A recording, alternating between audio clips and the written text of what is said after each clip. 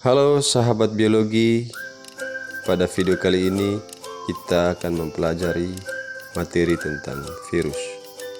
Sebagian besar penyakit yang ada di bumi berasal dari organisme yang tidak dapat dilihat oleh mata telanjang. Salah satunya adalah virus. Virus merupakan partikel parasit yang membutuhkan inang sebagai tempat hidup, kemudian menyebabkan penyakit hingga kematian pada makhluk tersebut. Virus itu sendiri selalu mengalami perkembangan dari waktu ke waktu, sehingga bisa dibilang sulit sekali mati atau hilang. Bahkan tak menutup kemungkinan akan muncul virus-virus baru yang terkadang bisa saja membuat manusia atau makhluk hidup lainnya sakit.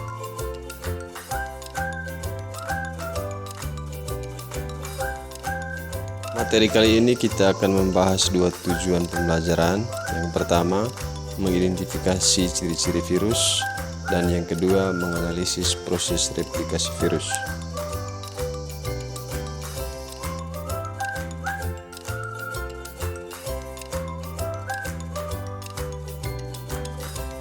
Yang pertama, kata virus berasal dari bahasa Latin, yaitu virion, yang artinya adalah racun, yang bisa membuat manusia atau makhluk hidup lainnya sakit.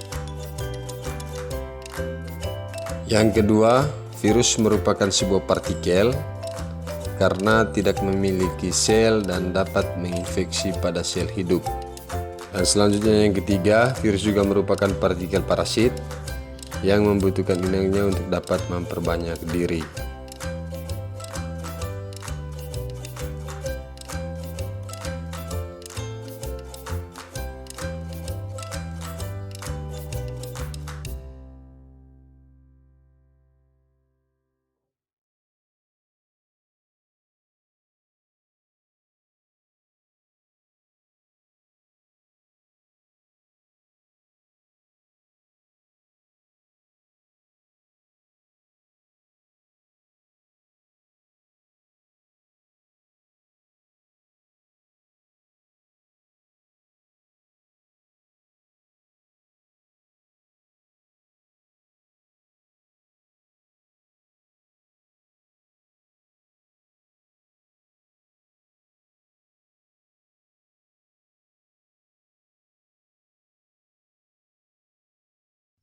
Setelah kita memahami sejarah virus, kita akan melanjutkan untuk mempelajari terkait dengan ciri-ciri virus.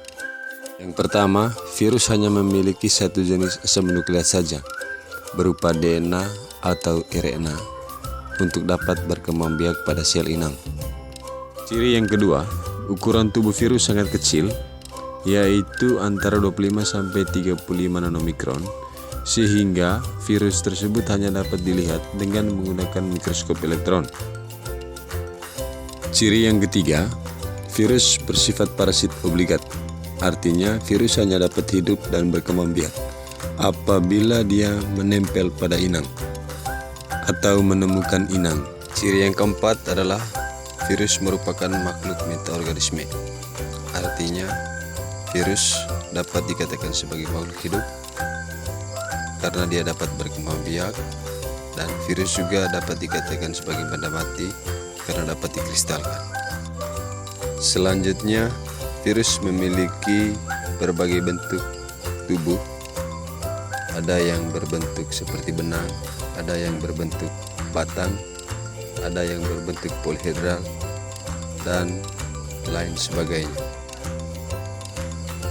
Setelah kita mempelajari terkait dengan ciri-ciri virus tadi, sekarang kita akan masuk terkait dengan bagaimana cara virus bereproduksi atau bagaimana cara virus dapat mengadakan diri.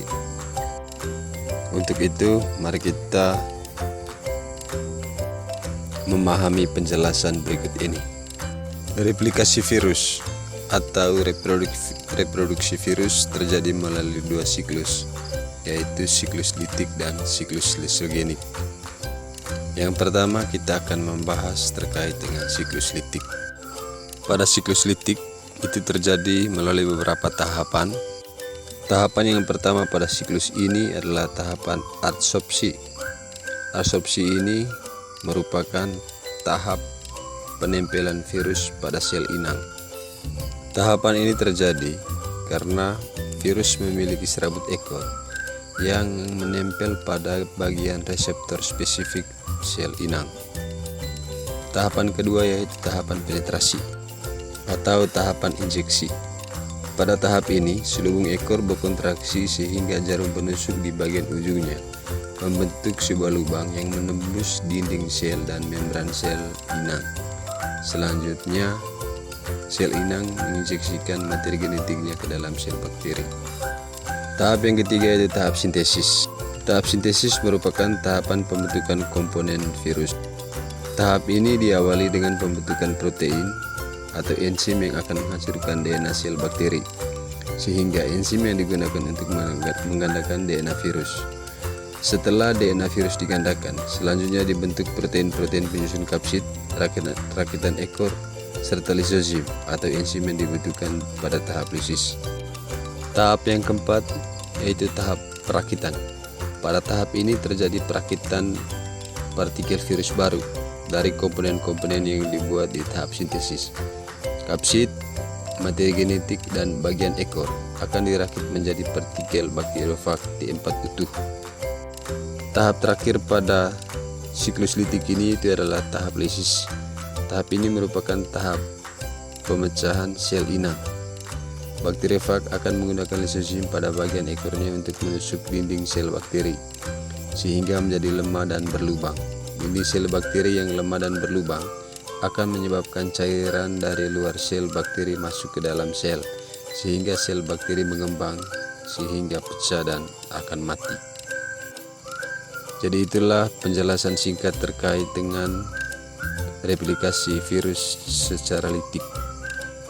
Siklus yang kedua pada replikasi virus itu adalah siklus lisogenik.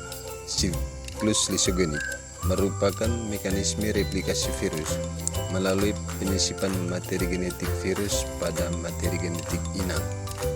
Jadi siklus lisogenik tidak melibatkan proses penghancuran atau pemecahan sel inang. Tahapan replikasi virus secara lisogenik ini hampir sama tahap yang pertama dan yang kedua pada siklus litik, di mana pada lisogenik ini juga dimulai dengan tahap absorpsi yang pertama dan yang kedua itu adalah tahapan penetrasi. Akan tetapi tahapan yang ketiga yang akan berbeda dengan tahapan siklus litik. Kalau pada siklus litik, tahapan yang ketiga itu adalah tahapan sintesis, tetapi pada siklus lisogenik ini tahapan yang ketiga itu adalah tahapan integrasi.